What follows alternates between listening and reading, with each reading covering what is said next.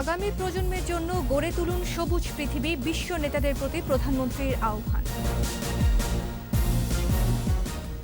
সীমান্তে বেড়েছে সংক্রমণ, 7 জেলা লকডাউনের সুপারিশ, করোনায় আরও 34 মৃত্যু। সিলেটে ঘন ঘন ভূমিকম্প, বড় প্রাকৃতিক বিপর্যয়ের বার্তা, সতর্কতায় মনিটরিং সেল গঠন।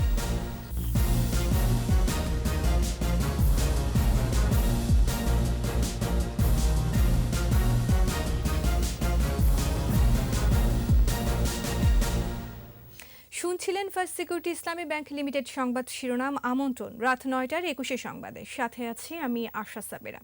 দর্শক, 21 টেলিভিশনের সংবাদ একই সাথে সরাসরি দেখতে পাবেন আমাদের ফেসবুক পেজ www.facebook.com/2124 অনলাইনে। Mega spider ceiling fan, mega বাতাসে শান্তির পরশ। আগামী প্রজন্মের জন্য সবুজ পৃথিবী গড়তে বিশ্ব নেতাদের আরও নিবিড়ভাবে কাজ করার আহ্বান জানিয়েছেন প্রধানমন্ত্রী শেখ হাসিনা। P4G শীর্ষ সম্মেলনে অংশ নিয়ে মহামারী করোনার চ্যালেঞ্জ মোকাবেলার পাশাপাশি জলবায়ু পরিবর্তন সহ গুরুত্বপূর্ণ ক্ষেত্রগুলোতে আরও 3টি পরামর্শ দেন প্রধানমন্ত্রী শেখ হাসিনা। প্রণব চক্রবর্তীর রিপোর্ট।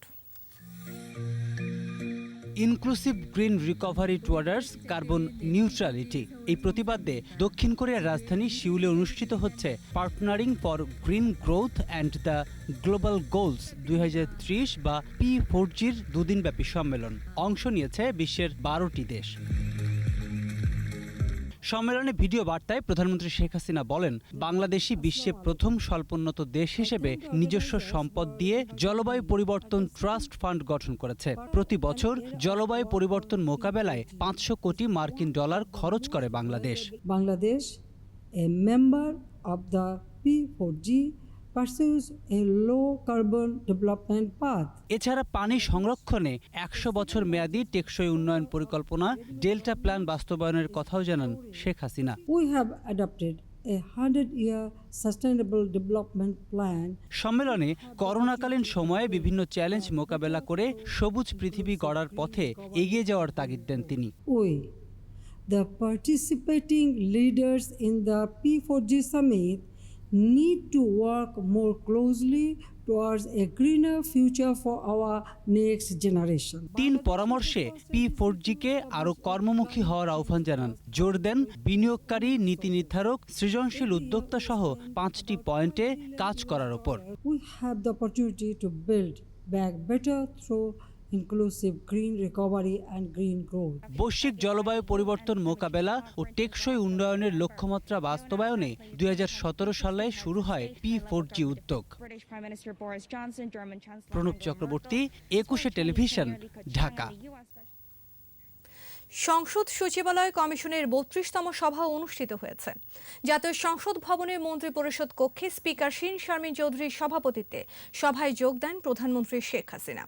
বৈঠকে 2021-22 অর্থ বছরের বাংলাদেশ জাতীয় সংসদের জন্য উন্নয়ন ও অনুন্নয়ন খাতে মোট 336 কোটি 14 লাখ টাকার প্রাক্কলিত বাজেট অনুমোদন দেওয়া হয়।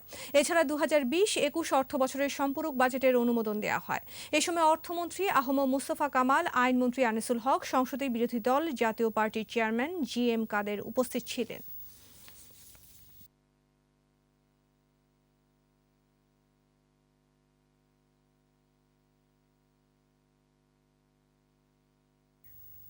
সংক্রমণ বেড়ে যাওয়ায় সীমান্ত এলাকার 7 জেলায় লকডাউনের সুপারিশ করেছে স্বাস্থ্য অধিদপ্তরের বিশেষজ্ঞ কমিটি।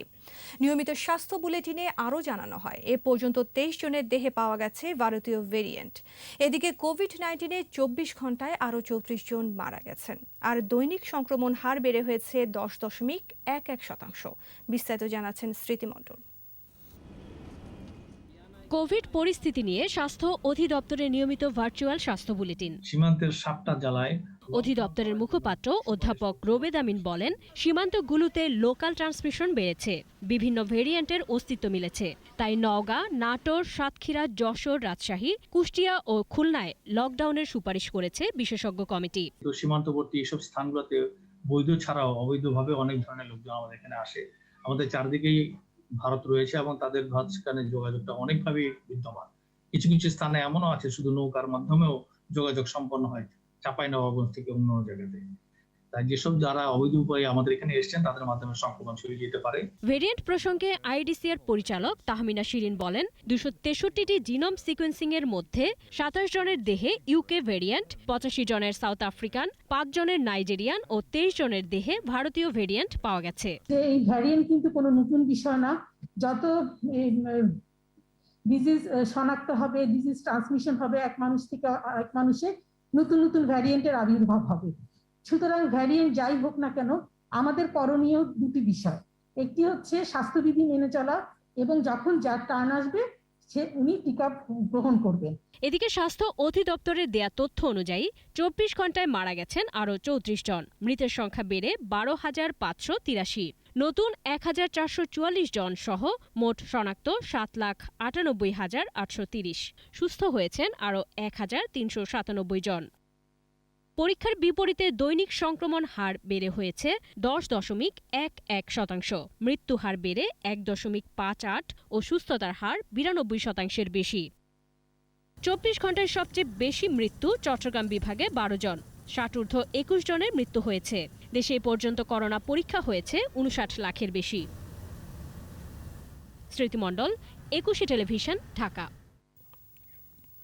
করোনা সংক্রমণ বাড়ছে দেশের সীমান্তবর্তী জেলাগুলোয়।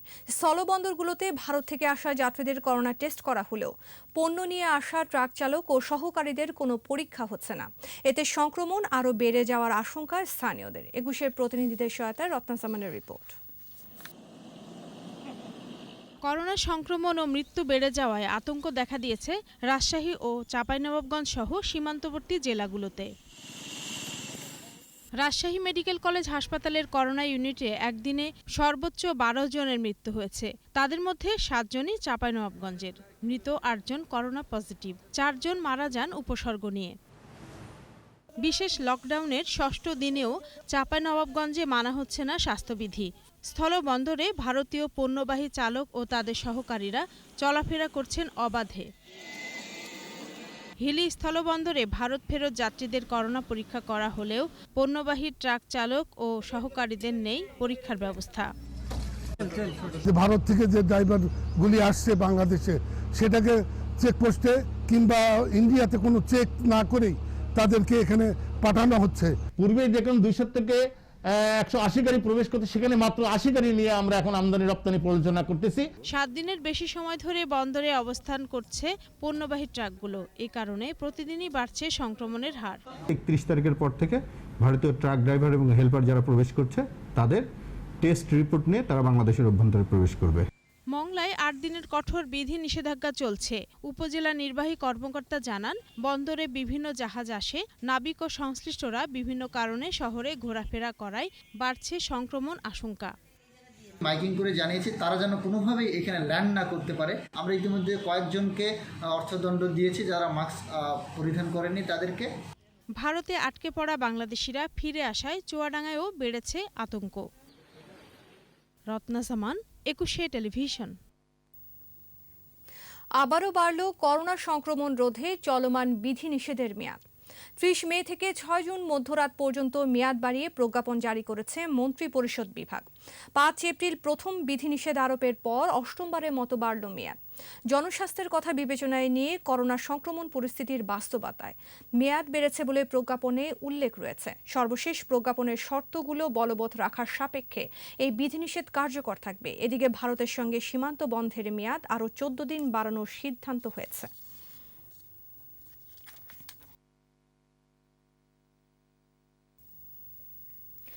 কয়েক ঘন্টার ব্যবধানে 6 বার ভূমিকম্প, তাও আবার ডেঞ্জার জোন ভারতের মেঘালয়ের ডাউকি ফল্টের কাছে। সে কারণেই এবারের ভূমিকম্প আতঙ্ক ছড়িয়েছে সিলেটে। ঘন ঘন ভূমিকম্প সিলেট অঞ্চলে ভবিষ্যতে বড় কোনো প্রাকৃতিক বিপর্যয়ের বার্তা দিচ্ছে বলে আশঙ্কা বিশেষজ্ঞদের। সিলেট বিভাগীয় প্রতিনিধি ওয়েস খসরুর রিপোর্ট জানাচ্ছেন রত্নাসামান। শনিবার সকাল 10:30 থেকে রোববার ভোর পর্যন্ত 6 দফা ভূমিকম্প অনুভূত হয়েছে সিলেটে। সর্বোচ্চ 4.1 মাত্রার এই ভূমিকম্প আতঙ্ক ছড়িয়েছে সাধারণ মানুষের মধ্যে। বিজ্ঞানীরা বলতেছেন যে অনেক বড় ধরনের একটা ক্ষয়ক্ষতি হবে সিলেটের আর একটা ভূমিকম্প হলে। সংশ্লিষ্টরা জানিয়েছেন ভূমিকম্পগুলোর উৎপত্তিস্থল সিলেটের জৈন্তাপুর সহ নগরের আশপাশের 15 কিলোমিটারের মধ্যে। গত এক দশকের মধ্যে সিলেটেই উৎপত্তি এ ধরনের ভূমিকম্পের খবর নেই বললেই চলে। তবে বিভিন্ন সময়ে ভারতের আসাম ও মেঘালয়ে উৎপত্তি হওয়া 8-10টি ভূমিকম্প অনুভূত হয়েছে সিলেটেও। শহরের আশেপাশেই হয়েছে, অর্থাৎ সিলেট রিজিয়নের দেখা যাচ্ছে যে একই জায়গায় নয়, বাট 3টা লোকেশনে দেখাইছে, পাশাপাশি দেখাইছে। ঘন ঘন ভূমিকম্প সিলেটে বড় ধরনের প্রাকৃতিক বিপর্যয়ের জানান দিচ্ছে বলে জানিয়েছেন বিশেষজ্ঞরা। তারা জানান ডেঞ্জার জোনে রয়েছে ডাউকি ফল্ট।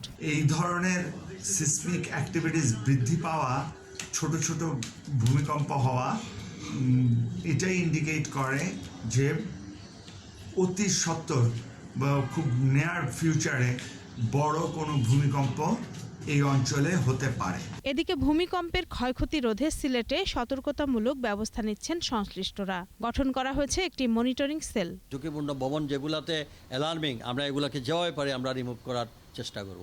এদিকে কয়েক দফা ভূমিকম্পের পর নগরীতে 2টি 6তলা ভবন হেলে পড়েছে।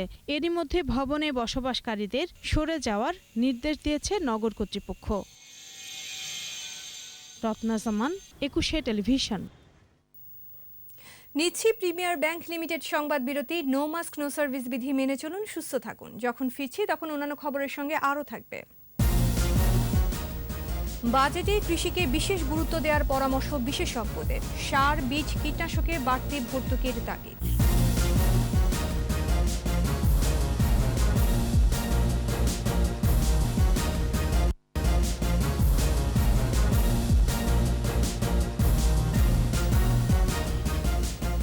আবারও আমন্ত্রণ রাত 9টার 21 সংবাদে।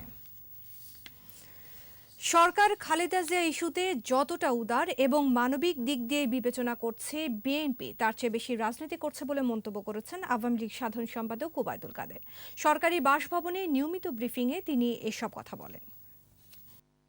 সরকার বেগম জিয়ার ইস্যুতে যতটা উদার ও মানবিক দিক দিয়ে বিবেচনা করছে বিএনপি, তার চেয়ে বেশি রাজনীতি করছে। প্রতিহিংসার রাজনীতি সরকার করে না। প্রকৃতপক্ষে বিএনপির অস্থিমজ্জায় রয়েছে প্রতিহিংসা ও অহিষ্ণুতা, এটাই তাদের ইতিহাস।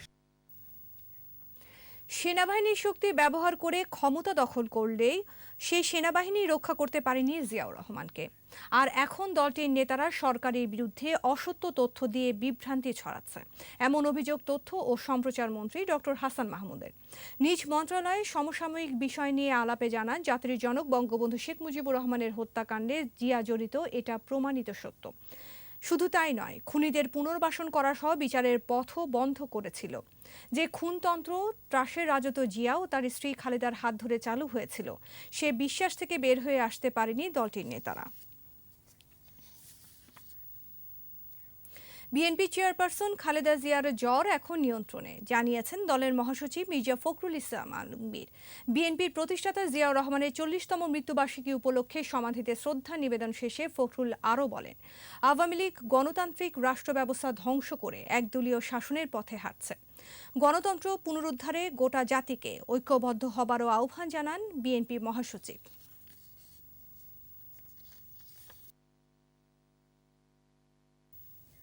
বাজেট প্রসঙ্গ।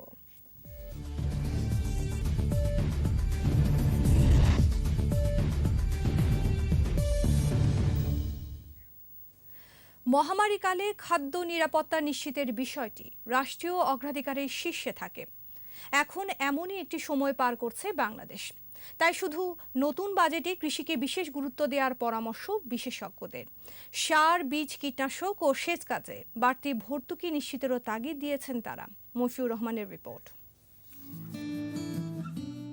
করোনা মহামারীতে কৃষিখাতের অসাধারণ অবদান পরিস্থিতি মোকাবেলায় গুরুত্বপূর্ণ ভূমিকা রাখছে। ঝুঁকির মধ্যেও গেল বছর ভালো ফলন ঘরে তুলেছেন দেশের কৃষকরা। এবারের প্রত্যাশা আরেকটু বেশি, তবে এসব সম্ভব হয়েছে রাষ্ট্রীয় পৃষ্ঠপোষকতায়, অর্থাৎ ভর্তুকির সুফল মিলছে। কৃষি অর্থনীতিবিদরা বলছেন 2021-22 অর্থবছরের বাজেটে কৃষিতে বরাদ্দ বাড়ানো জরুরি, কারণ করোনা মহামারীতে খাদ্য নিরাপত্তা জোরদারের বিকল্প নেই। তরুণ এবং শিক্ষিত জনগোষ্ঠী যারা কৃষির সাথে যুক্ত হয়ে কৃষি বাণিজ্যিকরণ এবং বহুমুখীকরণে ভূমিকা রাখছিল, তাদের অবদানের জায়গাটি অনেকাংশে সংকুচিত হয়ে এসেছে।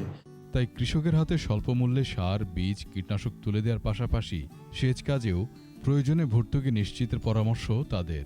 সরকারের যে ভর্তুকি কার্যক্রম আছে, বিশেষ করে সার, বীজ, কীটনাশক এবং সেচের উপরে, সেগুলো যেমন একদিকে আরও বাড়াতে হবে, ক্ষুদ্র ও প্রান্তিক জনগোষ্ঠী তারা যেন এর সুফলটা পায় সেটা নিশ্চিত করতে হবে। এছাড়া কৃষি যান্ত্রিকীকরণ, কৃষক ও মাঠকর্মীদের প্রশিক্ষণ, পর্যাপ্ত গবেষণা ও উচ্চ ফলনশীল জাত উদ্ভাবনে বাজেটে দিক নির্দেশনা চান কৃষি অর্থনীতিবিদরা। ক্লাইমেট স্মার্ট যে টেকনোলজি আছে সেগুলো উদ্ভাবন এবং কৃষক পর্যায়ে এই টেকনোলজিগুলোর অ্যাডপশন বাড়ানোর জন্য কৃষকদের যে প্রয়োজনীয় যে বাজেট সহায়তা, সেই বিষয়গুলোকে আমাদেরকে অবশ্যই গুরুত্ব সহকারে দেখা প্রয়োজন। চলতি বাজেটে কৃষিতে প্রায় ৯,০০০ কোটি টাকা ভর্তুকি দেওয়া হয়। এবারের লক্ষ্যমাত্রা ৯,৫০০ কোটি টাকার কাছাকাছি। মফিউর রহমান, একুশে টেলিভিশন, ঢাকা। নিচ্ছি প্রিমিয়ার ব্যাংক লিমিটেড সংবাদ বিরতি। নো মাস্ক নো সার্ভিস বিধি মেনে চলুন, সুস্থ থাকুন। যখন ফিরছি তখন অন্যান্য খবরের সঙ্গে আরও থাকবে। ভারতে কমেছে মৃতের সংখ্যা, দিল্লিতে লকডাউনের মেয়াদ বাড়ল 7 জুন।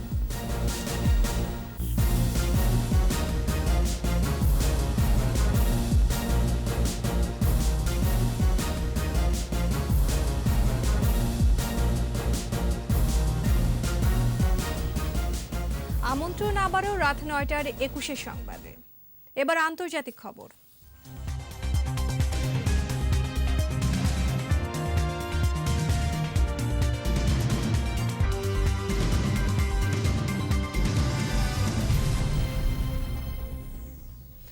ভারতে টানা তৃতীয় দিনের মতো দৈনিক শনাক্ত 2 লাখের কমেছে মৃতের সংখ্যাও। দেশটির স্বাস্থ্য বিভাগ জানায় গেল 24 ঘন্টায় নতুন রোগী শনাক্ত হয়েছে 1,65,553 জন এবং একই সময়ে মারা গেছেন 3,460 জন। এ নিয়ে মোট আক্রান্তের সংখ্যা 2,78,94,800 জনে দাঁড়িয়েছে। আর মৃতের সংখ্যা 3,25,000 ছাড়িয়েছে। সংক্রমণ ঠেকাতে রাজধানী দিল্লিতে লকডাউনের মেয়াদ বাড়িয়ে 7 জুন পর্যন্ত করা হয়েছে। তবে শর্ত সাপেক্ষে ম্যানুফ্যাকচারিং ও নির্মাণ ব্যবসা চালানোর অনুমতি দিয়েছে সরকার। এদিকে দেশে এখন 10 গুণ বেশি মেডিকেল অক্সিজেন উৎপাদন হচ্ছে বলে জানিয়েছেন প্রধানমন্ত্রী নরেন্দ্র মোদী। এবার খেলার খবর।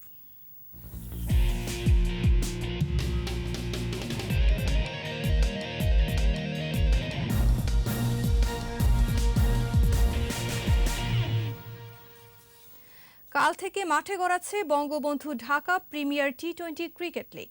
মিরপুর শেরেবাংলা স্টেডিয়ামে সংবাদ সম্মেলনে প্রিমিয়ার লিগের টাইটেল স্পন্সর হিসেবে ওয়ালটন গ্রুপের নাম ঘোষণা করেছে বিসিবি। টানা নবমবারের মতো আসরের টাইটেল স্পন্সর ওয়ালটন। এদিকে 12 দল নিয়ে মিরপুর ও বিকেএসপির 2টি মাঠে শ্রেষ্ঠত্বের লড়াইয়ে নামবে ঢাকার সেরা ক্লাবগুলো। মিরপুরে উদ্বোধনী ম্যাচে লড়বে আবাহনী লিমিটেড ও পারটেক্স স্পোর্টিং ক্লাব।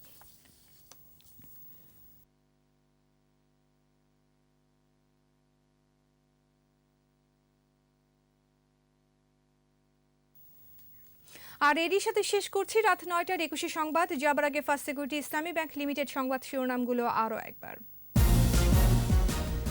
আগামী প্রজন্মের জন্য গড়ে তুলুন সবুজ পৃথিবী, বিশ্ব নেতাদের প্রতি প্রধানমন্ত্রীর আহ্বান। সীমান্তে বেড়েছে সংক্রমণ, 7 জেলা লকডাউনের সুপারিশ, করোনায় আরও 34 মৃত্যু। সিলেটে ঘন ঘন ভূমিকম্প, বড় প্রাকৃতিক বিপর্যয়ের বার্তা, সতর্কতায় মনিটরিং সেল গঠন।